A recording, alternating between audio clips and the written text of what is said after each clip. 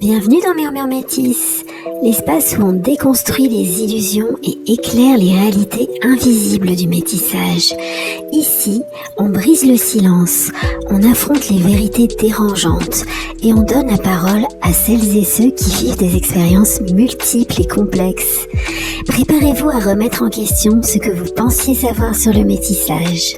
On est peu à parler de ces sujets de façon subtile et authentique, alors je t'invite à liker et à t'abonner pour montrer ton soutien à ce contenu de qualité. On croit souvent que grandir dans une famille aimante suffit à protéger un enfant métis du racisme, mais c'est totalement faux. Être aimé ne signifie pas forcément être comprise. Être protégé ne veut pas dire être préparé. Pour les enfants métis ou adoptés qui sont racialisés différemment de leurs parents, la réalité est vraiment brutale. Le silence sur la race, l'ignorance des parents, le déni de la société, tout cela crée une solitude profonde. Et ce silence, il n'est pas neutre. On peut dire qu'il est complice. Et aujourd'hui, moi, je veux briser ce silence, que ça plaise ou non. Alors, je vais partir d'un constat sociologique, en fait, qui a été fait par une sociologue qui s'appelle Solène Brun, qui fait un travail très intéressant sur le métissage dans un livre en fait qu'elle a publié qui s'appelle Le mythe métis. Et aussi, elle a fait un travail sur les enfants adoptés qui sont racisés différemment des parents, c'est-à-dire généralement des parents blancs qui adoptent des enfants noirs. Parce que oui, aujourd'hui, l'inverse est quand même assez rare, mais bon, ça doit quand même exister en fait. Bref, je pense que c'est un sujet aussi également très intéressant. Mais revenons à nos moutons. Donc Solène Brun, en fait, dans ses travaux, elle observe vraiment sans détour ce que beaucoup refusent de voir. Et en fait, son constat, c'est que dans les familles où les parents sont blancs et l'enfant est racisé autrement, la race est souvent un sujet tabou, en fait.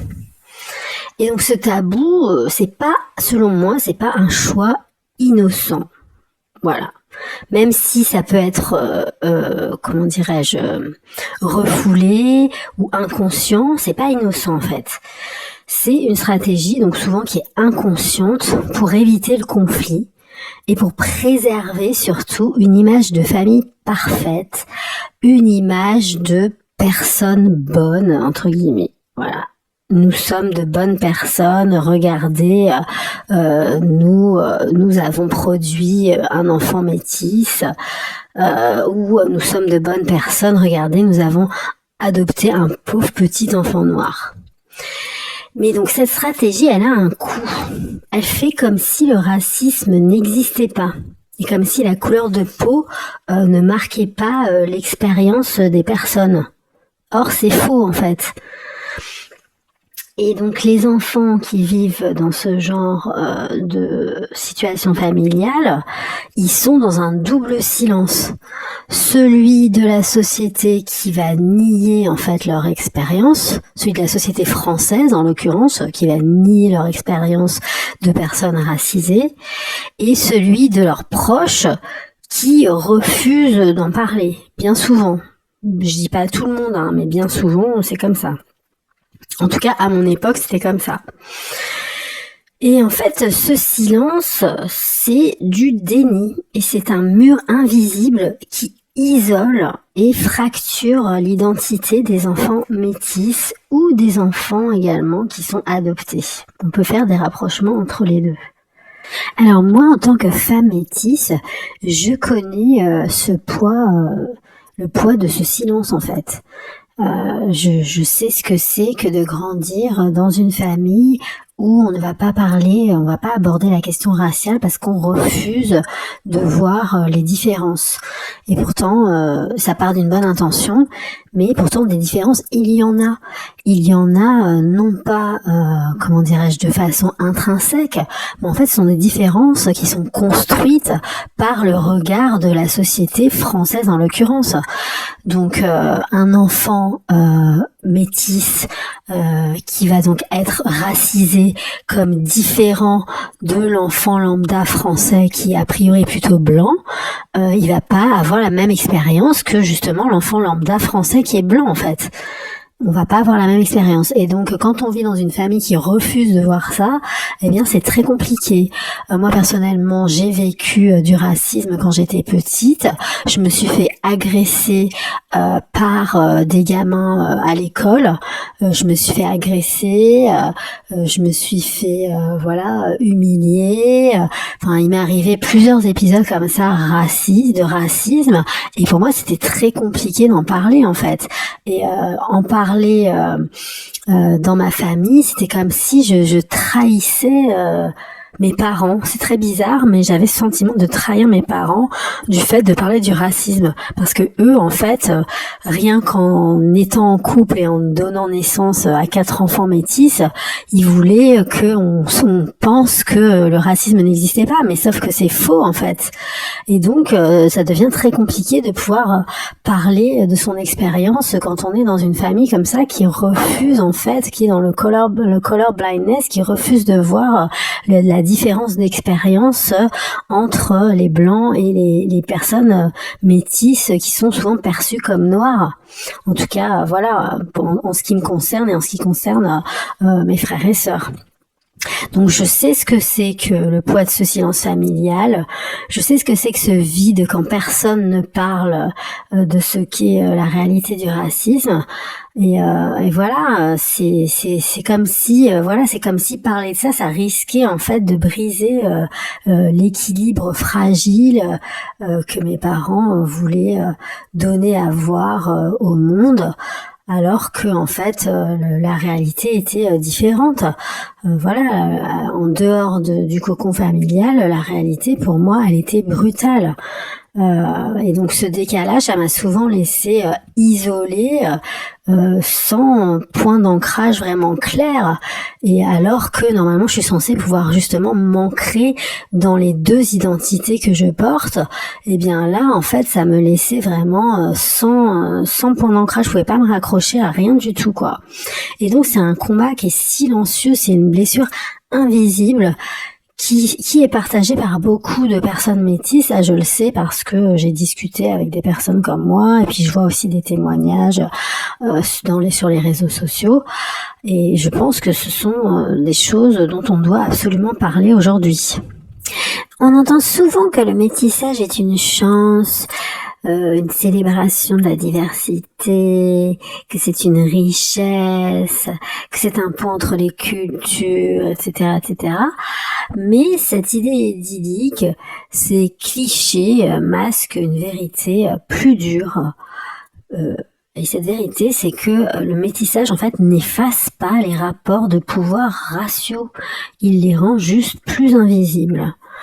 Il crée, en fait, une illusion d'harmonie, une illusion de paix, comme si tout allait bien, comme si tout allait bien dans le meilleur des mondes. Et cette illusion, elle empêche de voir les inégalités, les discriminations, les idées préconçues, les stéréotypes et les blessures qui restent bien présentes.